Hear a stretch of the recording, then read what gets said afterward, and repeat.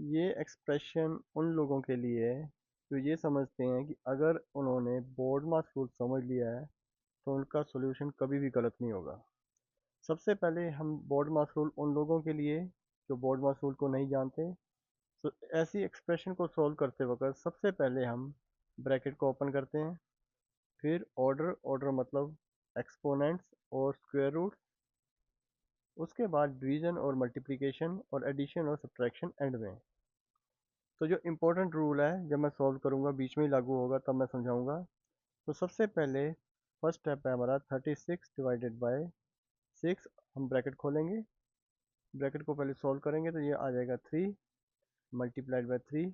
Next step है हमारा 36 divided by 6 multiplied by 3 multiplied by 3। तो वो जो इम्पोर्टेंट रूल है यहाँ पे लागू होगा। यहाँ पे हम देखते हैं कि यहाँ पे एक डिवीजन का साइन है, यहाँ मल्टीप्लिकेशन का साइन है और एक मल्टीप्लिकेशन का साइन है। कोई भी यहाँ पे एडिशन और सब्ट्रैक्शन का साइन इनके बीच में नहीं है। तो इस एक्सप्रेशन में सिर्फ तीन ही साइन है, वो है मल्टीप्लिकेशन और डिवीजन के। जब कभी भी ऐसे हो तो हम इसको जो इवेल्युएट करेंगे इस एक्सप्रेशन को, वो हम करेंगे लेफ्ट साइड से शुरू होके लेफ्ट टू राइट।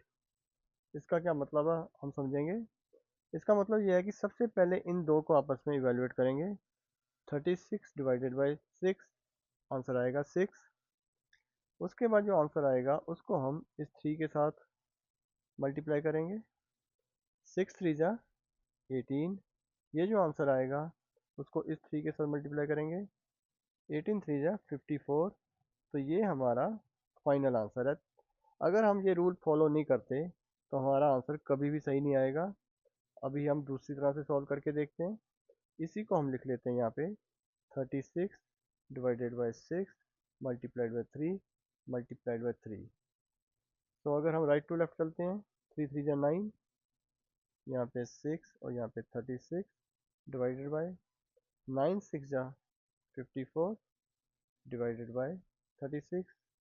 तो 36 डिवाइडेड बाय 54, तो ये एक से भी कम आएगा। अगर हम यहाँ पे जीरो ले लेते हैं तो यहाँ आ जाएगा पॉइंट। तो ये 54 मल्टीप्लाइड बाय 6, ये हो जाएगा 324। तो 0.6 आंसर आएगा आपका, 0.6 समथिंग। यहाँ पे एक्चुअल आंसर है, जो सही आंसर है, करेक्ट आंसर है, वो है 54। तो आप देख सकते हैं सिर्फ ऑर्डर ऑफ ऑपरेशन बदलने से, उसका ऑर्डर बदलने से ही हमारा आंसर गलत हो गया है।